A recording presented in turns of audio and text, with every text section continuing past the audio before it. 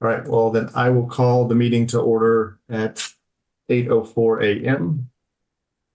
Uh, we have a couple things, just kind of recapping FY25 budget.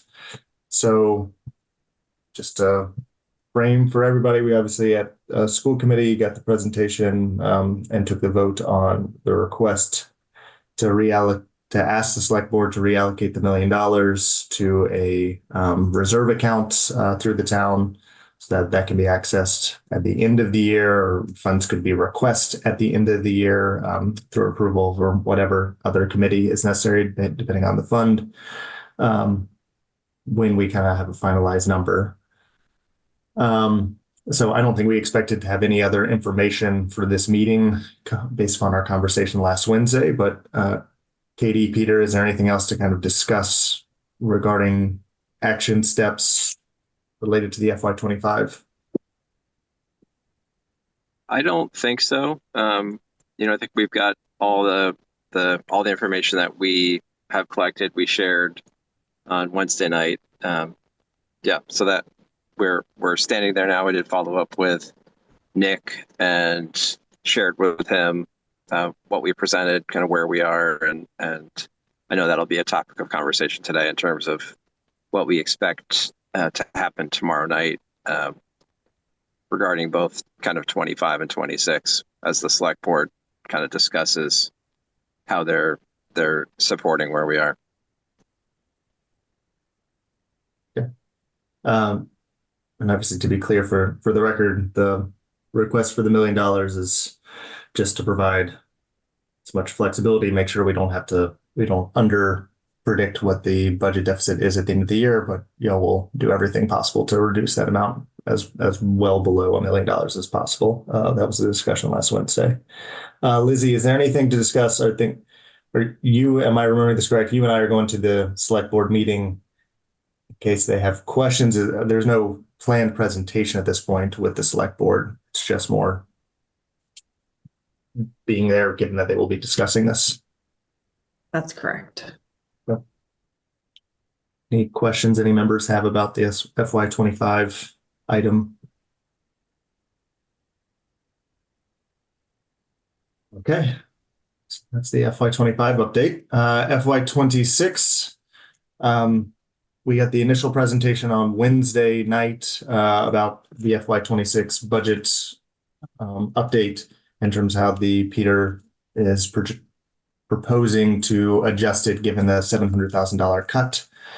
I know Wednesday night was the initial time we looked at it. We obviously have not voted on it yet. That's something we'll need to do in an upcoming meeting, but just wanted to see if members had any follow-up questions about that. Amanda. Yeah, sorry. Thanks. I have a couple of questions. So one is there was a line item, I don't have it in front of me, but it was due to attrition. There were I think it was 3 elementary school positions. So recognizing, I think that this kindergarten class is smaller, but we were talking about the fact that the current kindergarten class is much larger. Does this just mean that, one of the things that we've talked about is really each year kind of almost like re-looking at the budget, if you will. So does that mean that for FY26, we think we're good with the reduction or not refilling the attrition of those 2 positions, but moving forward, recognizing that the current kindergarten class is large, do we see the need in the future? Like, will we just re-look at those positions every year moving forward to ensure that we're appropriately staffed for that large kindergarten class? Does that make sense? Yeah, that makes sense. I think this is an annual cycle of looking at class size across all grades. So as you mentioned, the kindergarten class currently is, I would say, is at capacity, and it's just at that point where we were in our needs-based budget looking at next year, we were looking at adding a position going into first grade. We think we will still manage with the current class size, but it is on the higher end of where we want to be. If more students moved in, for example, next year into first grade, or in a few years, if a number of students come into third grade, that's something that we look at every year to determine what our class size should be. Can we collapse? And that this happens, it's different at the elementary level versus middle or high school, where, there's less flexibility at the middle school because we have teams. Mhm. So it's that structure is not quite as malleable. We do have more flexibility, obviously, at the high school, when we have a number of teachers and sections of different courses taught, and can respond to kind of declining enrollment or increasing enrollment at that level. Okay, thanks. Yeah. And my second question had to do with the program redesign that we talked about Yeah. for the ABA-based program, for the partners program.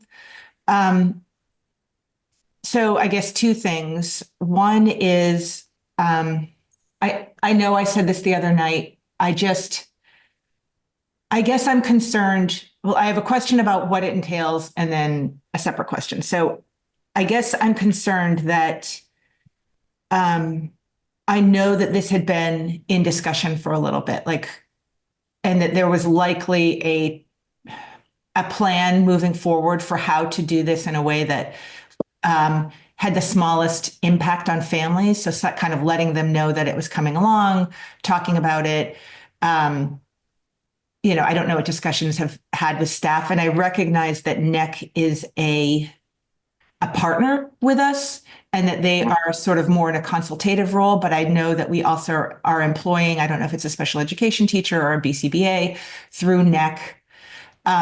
So I think one is, to be candid, it felt sudden that this program change, that an email went out the morning of our school committee meeting, then we talked about it that afternoon, and there wasn't really a lot of detail around what that means. And I think that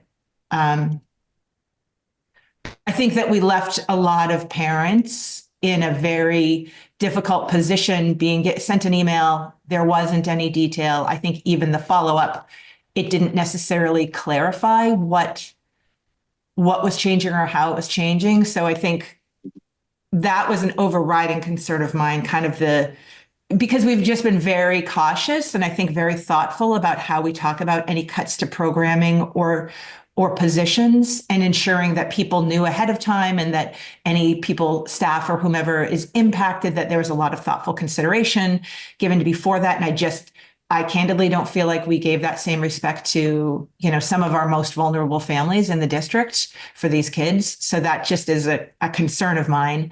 I think the second piece has to do specifically with the number, which is, I recognize, so I don't know, I don't have a sense, and I'm not weighing in on program decisions. I'm just not clear what that 350 entails. So is it, again, as I said, I know that there's program staff who come in and they consult, but also are teachers or whomever in that program.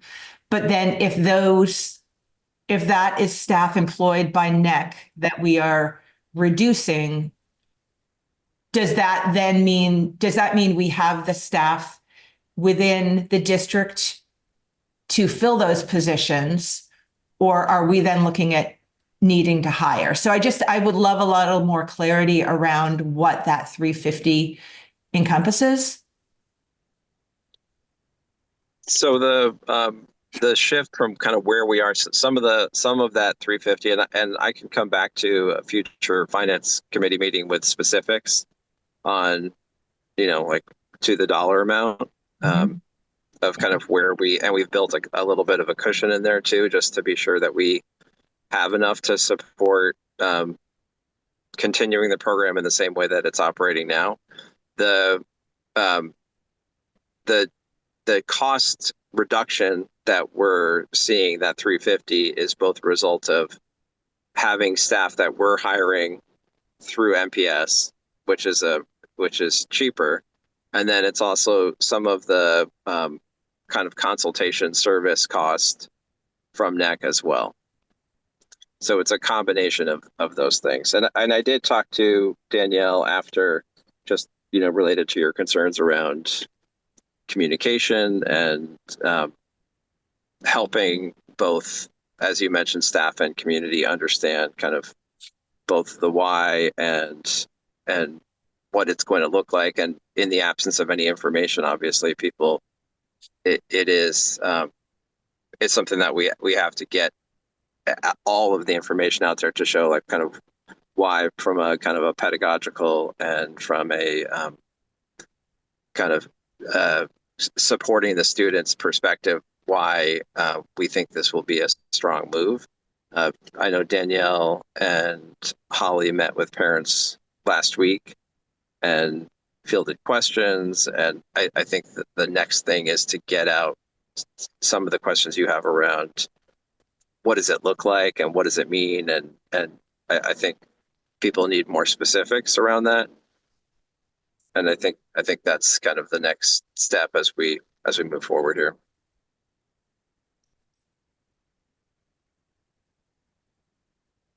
I guess just a clarification on that. Is the student to staff ratio changing? And I mean, obviously it could change any year based on just a single kid coming or going, but like in any significant way based upon the reduction of the NEC program? Or I guess my understanding previously has been that like the staff that were kind of hired through this kind of outside organization, as you said, Peter, funding is kind of left within the budget to bring those staff within the organization. It's not an increase in class size, or it's maintaining the same level of service.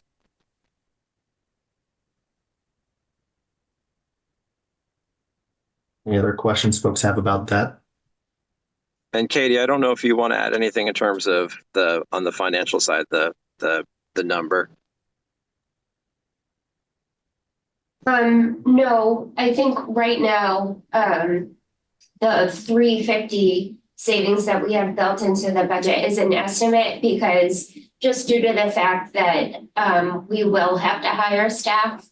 And so we'll have a better sense of what that overall impact is once we're kind of further along in the hiring process. We also, I know there was a piece of curriculum materials that we'll have to purchase that we need to get some better idea on the pricing. So, but we do feel fairly confident that 350 savings built into the budget is a good number, is a pretty solid number based off of the known expenses and estimated expenses and known potential reduction in the contracted services line. So.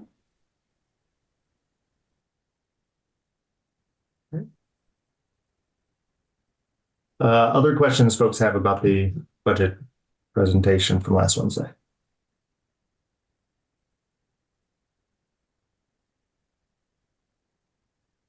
So I'll share that I emailed Peter about this last week. I related questions, I think, Amanda, to yours around the attrition-based enrollment.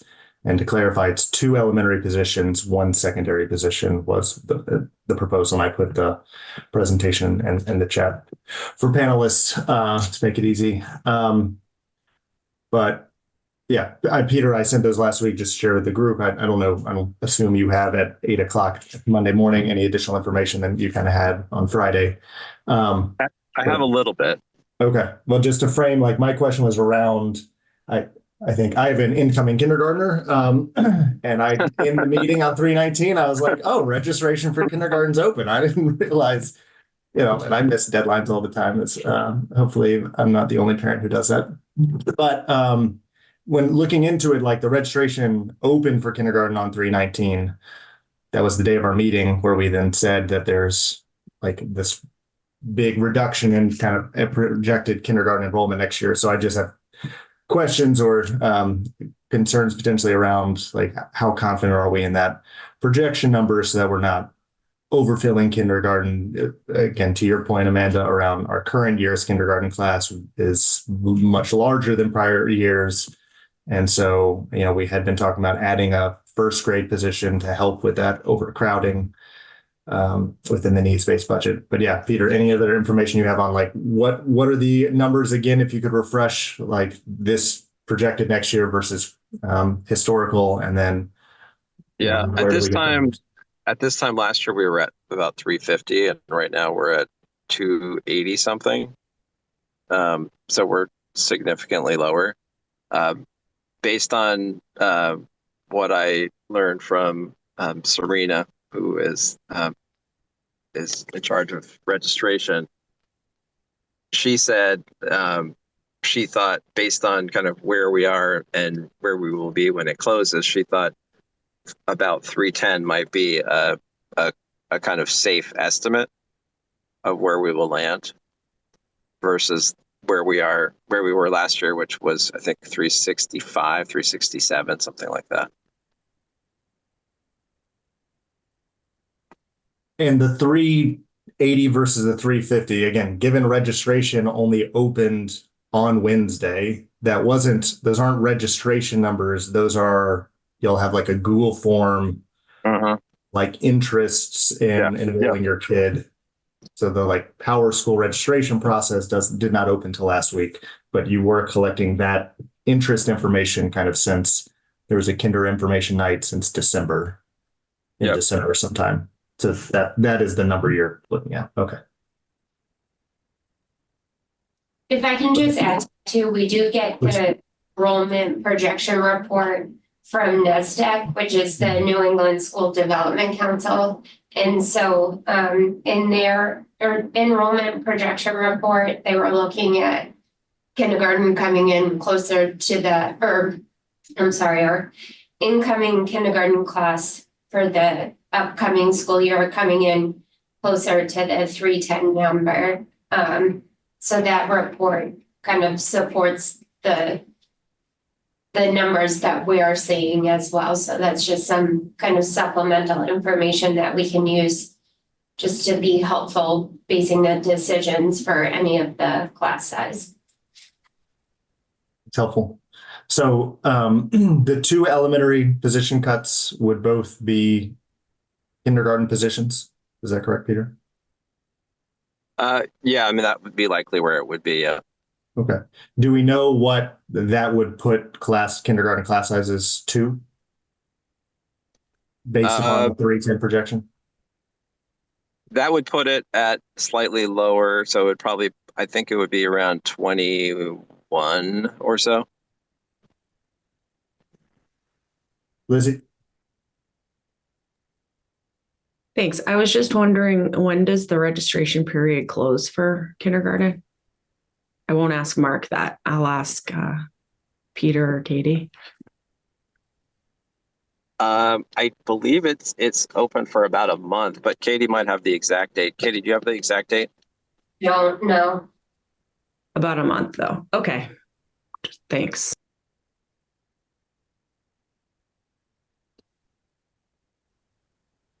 Can you share what size the class sizes are this year, Peter? They're around 23. I mean, it kind of depends, class size, class to class, but yeah. Okay. We have some, so it does vary. We have some at Collycut that are 22, and then we have some as large as 24. Mm-hmm. And I think that's fairly consistent at each one of the schools, either 22, 23, or 24. So again, with the reduction of the positions, we would still be either maintaining or even still slightly reducing class sizes above what they are currently, which are high for kindergarten for your youngest kids, even with the loss of the two kinder teaching positions based on current enrollment projections. Right. But those can, as I think we've all mentioned, we're watching it, and we may need to respond to. If there's an increase, we may need to add a position back. So we have to be watching that to make sure we are fully prepared for the students coming in. Yeah, I think it's helpful though that you have kind of two data points. You're on like internal historical data of like this is about where we usually are at this time. I think that's helpful, and then also the NASDAQ numbers, which has birth rates and things like that. We know aren't always accurate, kind of long term, kind of 10 years out, but much more accurate, kind of in the short term. So. Yeah, the only difference this year, and the thing that I'm kind of like watching it a little bit more closely, is that without Marty McKenna, who was our family liaison, one of the things that she did was a lot of outreach around enrollment and connecting with families. So that's the one difference between last year and this year. Okay. This is maybe not budget tangential, but if we are removing 2 kinder teachers, I assume that means we are removing 2 kinder classrooms. And so then gaining classroom space within a building, which would be fantastic. And so I guess a question I'd have is, and maybe this is not something to be determined yet because y'all need to see where the kids are exactly coming from across the town, but be interested at some point to hear kind of where we think those space savings in terms of which buildings they would go into. So like is Tucker the building that shrank, like losing a kinder classroom, or is that Glover, Ellicott? So well, and we'll also have the 3rd floor at Cunningham Collicott as well in the mix for next year. So that will also increase. We're most likely, because that is 4 classrooms. We have 2 in there currently, as you know. One of those classrooms may become the library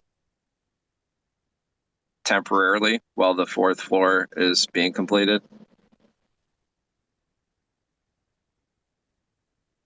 So we are meeting with Holly and John to kind of talk through that this week in terms of, what is our transitional plan. There may be an additional classroom there. We did last year. You might remember we had significant enrollment from East Milton. yes. So again, we don't know yet. We haven't looked at the demographic patterns of that kindergarten class yet to know how many sections from different parts of town, but it may not be a reduction at Cunningham Collicott given what we saw last year. But we'll like I said, we'll see, and I think we'll have more options going into this year than we have had in the past, which would be great. And we may be able to reclaim, a music room or an art room, or some of the classroom space that we've lost over time. Oh, great. That's goodness. So if I can just reiterate too, I think something that was said a little bit earlier, the savings we are saying is through attrition. So there may be some shifts that have to happen internally with our current teaching staff, but the reduction is saying that we are reducing because we have that corresponding number of staff that are retiring. And so although it will be a reduction of those 2 or 3 teaching positions, we will not have to cut any individual that is currently working within the school department. So I just wanted to clarify that is why we're referencing those cuts through attrition, because the staff that is currently here will be here next year. They may be teaching a different grade, like there may be some shifting around based off of enrollment and based off of need. But that reduction, when we say we're cutting a kindergarten class, it doesn't mean that we are cutting a kindergarten teacher. It just means that, you know, there may be some shifting that happens. Hannah? I think that's a really good point, Katie. I know sometimes when you hear of these reductions to get to that 5.7, I think it, you know, obviously we've gotten emails on different topics, including the NEC program. So I just wanted to, you know, just kind of make sure that we're front and center with that messaging, that we're not cutting positions at this time, and really just trying to look internally what we can, you know, what we can kind of shift to make it all work. I know we're still talking about positions. I know on the cut list, we do have that bus, and I just wanted to just clarify that particular one. How does that, is that something that, you know, is it possible potentially? I know that bus that we added last year is a pretty packed bus. There's a lot of students that take it and rely on it, especially now that parents are, you know, going back into the office and so on and so forth, and don't have the flexibility to perhaps drive.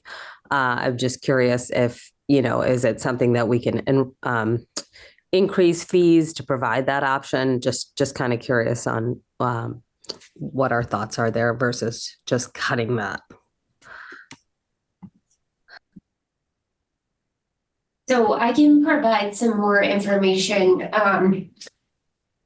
if it's appropriate, either on Wednesday or next Monday. So we did just go through the process of bidding out transportation. We're at the end of our contract for our yellow bus transportation. And so I will have a proposal for a transportation vendor for the next several years. A part of that process was looking at our services, the vehicles that were used. It was a pretty thorough process. And so just because of looking at the budget implications, kind of looking at our capacity, looking at a number of different variables, when we put those bids out, there is potential that we could be utilizing 77 passenger buses as opposed to, I believe the current fleet is 70 passenger buses. And so that will overall, because we use, I believe it's 12 buses this year. So next year, even if we do cut a bus, we will be picking up some capacity within the current fleet. And so I'm hoping that that increased capacity, even with a reduction in the overall number of buses, will help to kind of offset the overall reduction that we're proposing in the FY26 budget. There was a rate increase that was built into that. So I'm just trying to make sure that we account for that as well. It was accounted for in the budget, but it was just an estimate at that time. And so we will not be able to provide transportation to all of the families and all of the students that are requesting it. We have had a wait list for a number of years, but the wait list is typically at the secondary level, and it's typically for the students that the state is saying that we're not mandated to provide transportation for. And so hopefully with the larger buses, we'll be able to still accommodate a similar number of students that we were able to accommodate with adding that extra bus. But we're still not going to be able to accommodate all students that are saying that they would benefit from having school bus transportation to school.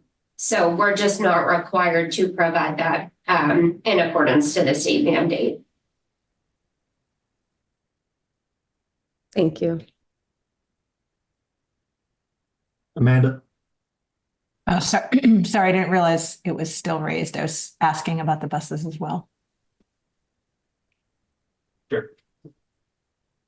I have a jump back question real quick, which is just and maybe I understand why. The attrition based on enrollment number is at 300,000. I think historically, when y'all have shown us teaching cuts, you've used kind of the average teacher cost, which is around 75,000 for 3 positions. Obviously, there's a discrepancy there between those 2 numbers of about 75,000. So are we carrying the higher number, the 300,000 for 3 positions, because those are retirees, right? Based on, folks retiring, which would likely have average salaries higher than the average teacher salary. And that's why we feel that we're using the 300,000 number. Yeah. So through attrition, as Katie mentioned, these people are at the top of the pay scale. Whereas when we're looking at our non-override budget and looking at reductions there, we're looking at non-PTS positions. Those are employees at the bottom of the scale. Gotcha. So Okay. So yeah, that's correct.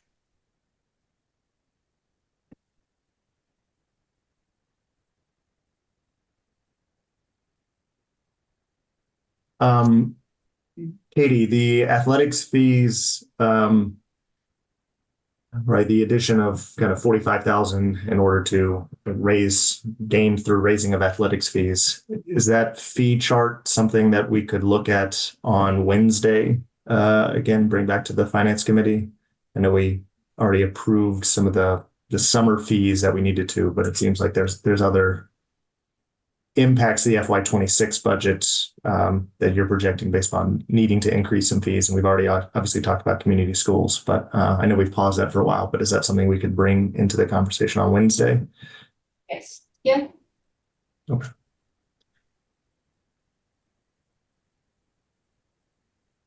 Other questions folks have about the FY26?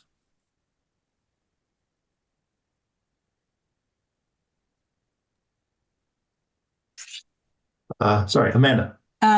This is just sort of a piggyback on your question, Mark. Could we also, I know the question came up when we were voting on the fees, when we had the discussion about the fees for this coming summer, but could we look at those program fees again, excuse me, for the following summer, only in light of like I know I had a question around,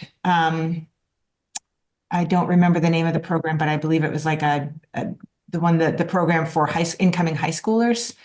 And just to make sure as we're looking at it, that fee, kind of knowing that every dollar counts, that fee is appropriately, that we're looking at it so that it doesn't cost us to run the program, and make sure that we are looking at the fee that is high enough that it's a neutral, that it pays for itself or as close as possible. Because I know that was the one program, right, Katie, that we had talked about that we didn't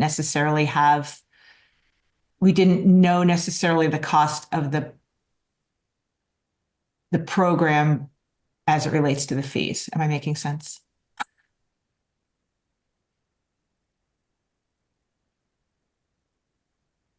So could we look at that for next time as well? I mean, we could look at those fees. It's just if those are fees that are going to affect, I don't want to speak for Katie, obviously, but if those are fees that are going to affect FY27 and not FY26. Oh, right. Sorry, I was thinking, yep.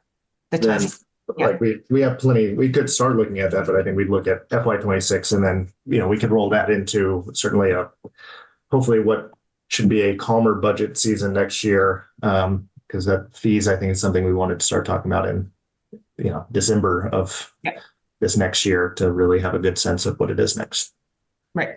Yep. No, I was thinking calendar, not fiscal. Yep. Anna? Well, I just wanted to kind of, just kind of get everyone's thoughts on, I know with the override results from Duxbury this past weekend, if anyone had any thoughts or concerns about our number that we're looking at, because obviously, what the impact of not passing an override would be, terrible. So I just wanted to know if anyone had kind of thoughts around it. Is this still kind of where we want to head? The Duxbury number was pretty low compared to what we are proposing. So just kind of curious on, if there was any thoughts, insights on that. I mean, obviously it raises a lot of concerns for me, but just wanted to kind of get your take as well. I did hear, sorry, I did hear from someone from Duxbury who had mentioned that the turnout was quite low, and that because Duxbury often passes their overrides, I think people just thought it would pass, and so there wasn't a potentially a great degree of activism or advocacy happening, maybe. Given that, again, I'm not totally sure, but I think it's definitely important to, and of course it's a different community, different realities, but definitely kind of learning from that and understanding the things that are within our control that we can apply here. I think is really important. Lizzie? Thanks, Anna, for raising it. A couple data points that I've been trying to pay attention to with that, because I agree it is obviously concerning for Duxbury. While their override amount appears quite a bit lower than ours, 5.8 million, the tax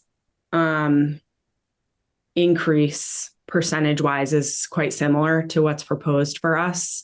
So I think we should keep that in mind. Again, I know we've kind of looked at that in our discussions. It depends on the size of the town, and so on. So the average impact on the taxpayers of Duxbury was going to be only slightly lower than what we're talking about here in Milton, even though the amount of the override total is bigger here. It failed by 193 votes. I think they did have about a 30% turnout, which, for a local election tends to be, our elections tend to have low turnout, unfortunately. So the message I take away from it is similar to what you mentioned, Peter, just in terms of having gratitude for the fact that a campaign does exist, Milton United, and they've really been, I think, gathering steam.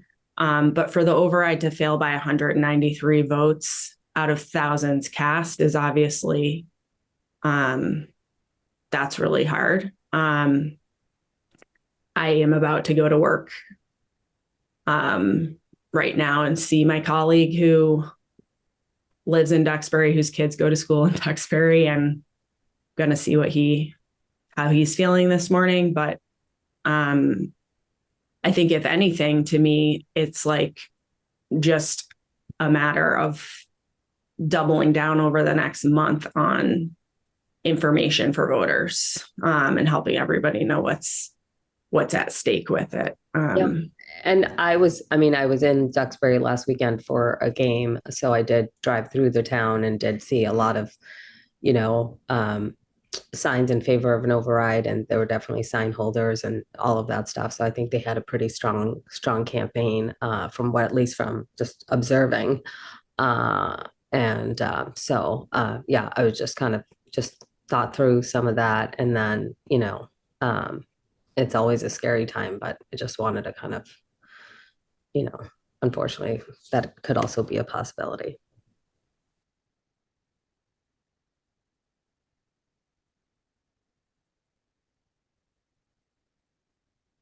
Other thoughts, questions? Let's have.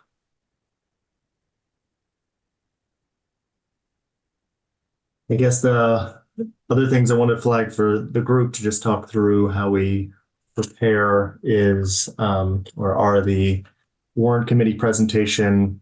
We have that on Wednesday night, the 26th at 7:00. So we have that presentation that is coming up. We also have, obviously, our public presentations that are coming up. First one's tomorrow night. No, not tomorrow night. When's the first one? Wednesday. First one is Wednesday. Yes, before the warrant committee. So I think those, I think we'll need to, Katie, Peter, kind of put together a draft presentation, which I assume is kind of a compilation of what you've already put together. Most of it, I assume, coming from last Wednesday's presentation, and then potentially whatever other framing we think is really necessary for folks to kind of understand the process we've gone through regarding these presentations. And I would, I guess, suggest that that'd be one of the two items we really dive into on Wednesdays to start walking through those sample slides Wednesday morning, as well as kind of a discussion of maybe the fee schedule if we have time to get to that. Does that sound right to everybody else? Anybody else have thoughts or questions on the upcoming presentations?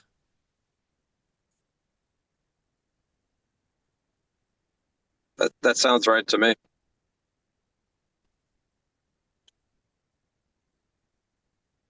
I'll just note I think there can be overlap probably between those two things, but I think the warrant committee presentation is going to be a good bit different than the community presentation, just in terms of maybe some of the things it covers.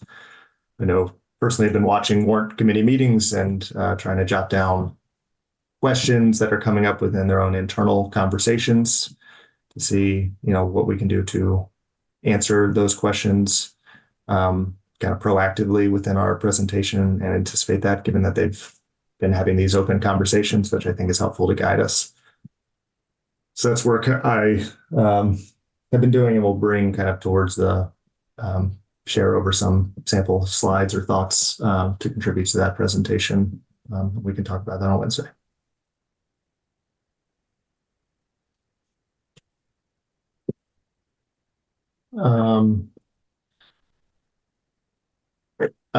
Just in terms of the warrant committee presentation and the Wednesday presentation, who all is, I know Lizzie, you and I are going to both of those. And who else is coming to the community presentation? Anybody else? Selena's able to. I can be there.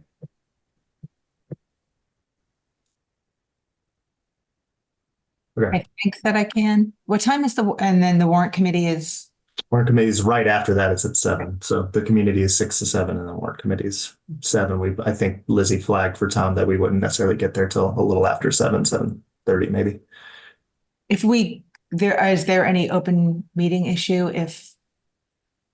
They're going to be posted as school. Okay. Oh, that's right. Request posting. Okay. I think that I can do both. I just have to confirm today. Well, we know folks are busy, spend a lot of time, so if you're able to come, great. If not, no worries, but just want to make sure we capture people's thoughts and feedbacks going into those presentations. Katie, Peter, is there anything else related to the FY26 override budget? I'm sorry, Selena? Yeah, no, just a quick question, and you may have covered this at the beginning, so I apologize, and that's why I've been trying to just take everything in. But in terms of where we are with the select board, I don't know if you provided an update. So just that that the information's been shared with Nick Milano, and so it is something that they will be discussing tomorrow night at their meeting. Lizzie and I will be attending the meeting. We don't have a presentation for them, so more to be there if there are kind of questions that they want to invite us to answer. But the information has been shared with Nick and kind of clarified in terms of what is the mechanism of like moving the money to the town's reserve account, similar to where they put the funding. I think that is the kind of best mechanism and clear to him as to kind of how that would provide access for the school committee to come back in the future to request funds connected to that account, at a later date. So. Okay, thank you.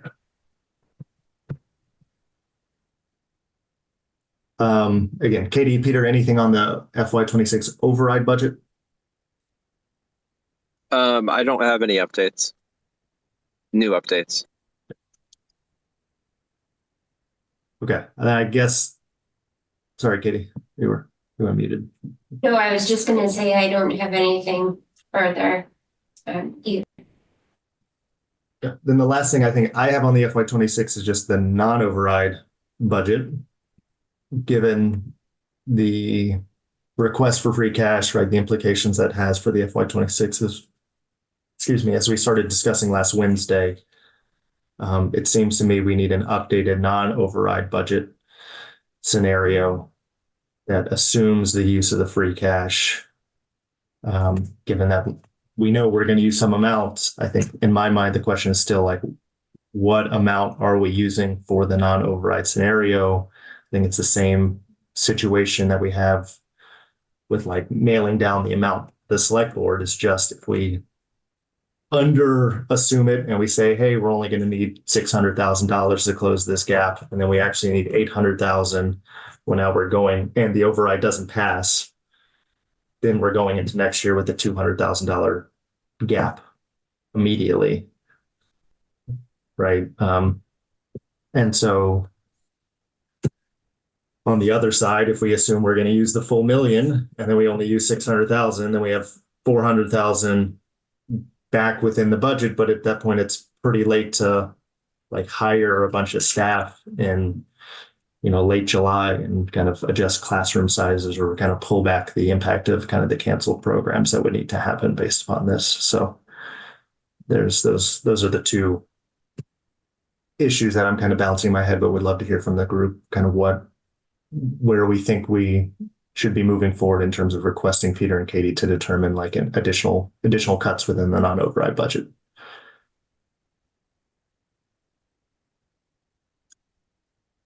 I mean, Mark, can I Please. weigh in? I did talk to Nick about this last week, and I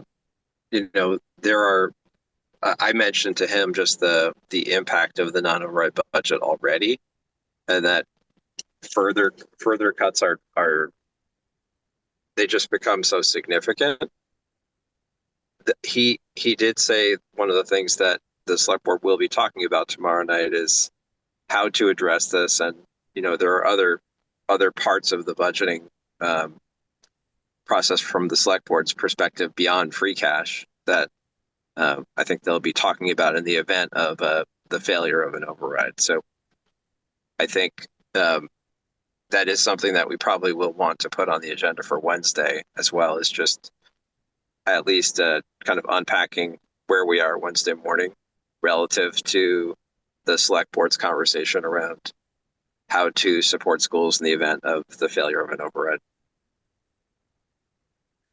Okay, so the select board is going to talk about this at their meeting, which should provide us additional insight into how we should move forward as a board. Okay, so there's really then nothing specific we should talk about yet, absent that information. Exactly. Yeah. Any questions for members?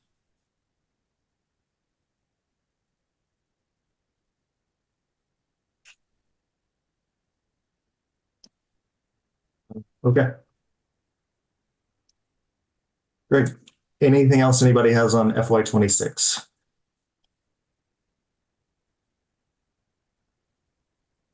All right. Then moving down, we have a quick vote to approve meeting minutes. Amanda and Selena, I think I've shared the meeting minutes from last week, 317 and 319. And those are in the folder as well for today's meeting. Are we prepared to vote on those? Do we need to push them? Saying Selena nod. Amanda? Yep. Okay.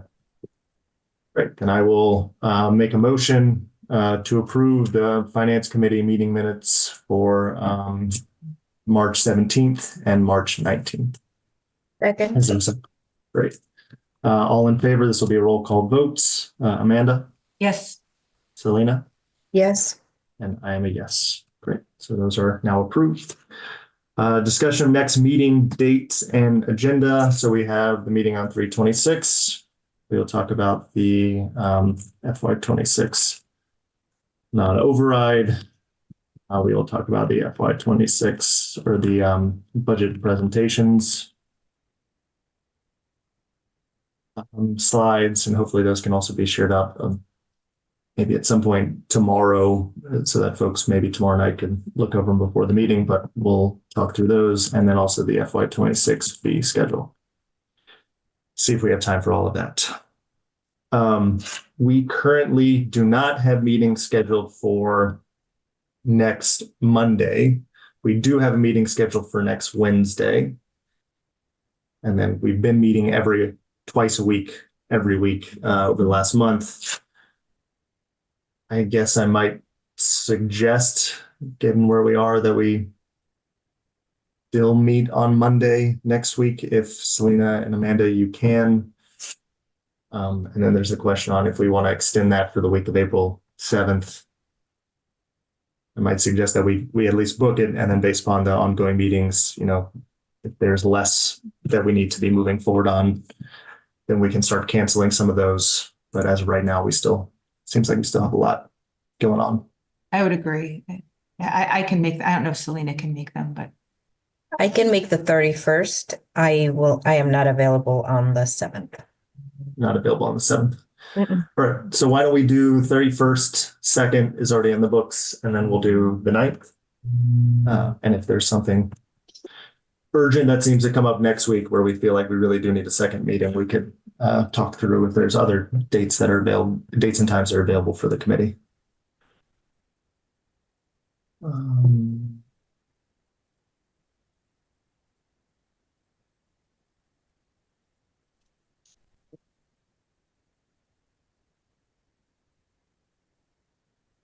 So 3/31, 4/2, and 4/7. Sorry, 4/9. You can't do so. Any other questions about upcoming meetings?